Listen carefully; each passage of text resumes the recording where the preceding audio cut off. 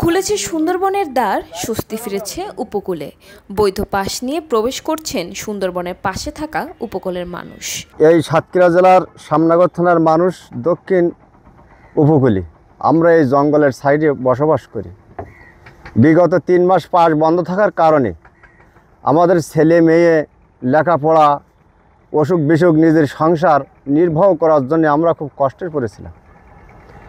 এখন আজকের এই পাস দেওয়ার কারণে আমরা আনন্দ করি। পাস নিয়ে সুন্দরবনে আমরা মাছ ধরতে যাচ্ছি।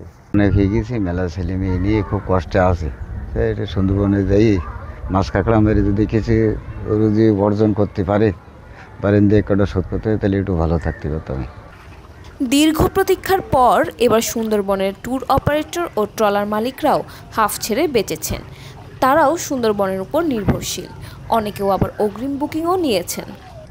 সুন্দরবন ট্রলার মালিক সমিতির সাবেক সাধারণ সম্পাদক আব্দুল হালিম জানান, পর্যটকের উপর নির্ভর করে সুন্দরবনের সাতক্ষীরা রেঞ্জ এলাকায় 5 শতাধিক ট্রলার চলে।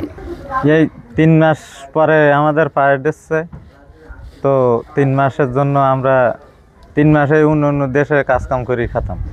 আর এখন তো পাস দিচ্ছে, আমাদের ভালো লাগছে। আমরা নৌকায় আলকাদা দিয়ে সরিষার করি, এখন জঙ্গলে যাব, আমাদের জীবিকা নির্বাহ করব। এখন মোটামুটি ভালো লাগছে আর কি। এখন ওই আমরা ফুড়িদের কাছ থেকে টাকা পয়সা নিয়ে বাড়ি টুকটাক বাজারঘাট করে দিয়ে যাওয়ার পরে মনে করেন আবার আমরা মাছ কাঁকড়া ধরি আইনি, এগুলো বেচাকেনা করে তারপরে আমাদের ওই টাকা দিয়ে আবার বাজারঘাট করবো। ওই পিছনে যে টাকাগুলো ঋণ করছি এগুলো আবার শোধ করবো। সুন্দরবনে জুন থেকে আগস্ট পর্যন্ত মাছ ও কাঁকড়া ধরা বন্ধ রাখার পাশাপাশি পর্যটক ঢোকা বন্ধ করে দেওয়া হয়।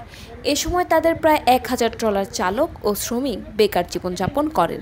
এতদিন সুন্দরবন বন্ধ ছিল আমাদের, এখন এই টাকা পয়সার অভাবে দিতে পারি এই আলকাদারা।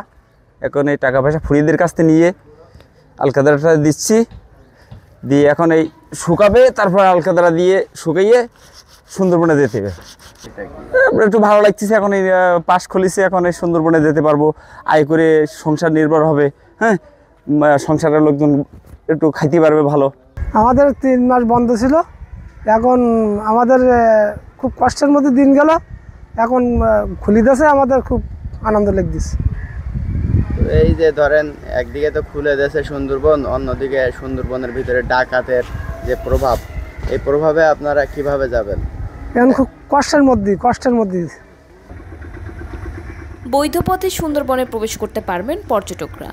একই সঙ্গে সুন্দরবনের বনজ সম্পদ আহরণের জন্য বনে যাবেন বনজীবীরা।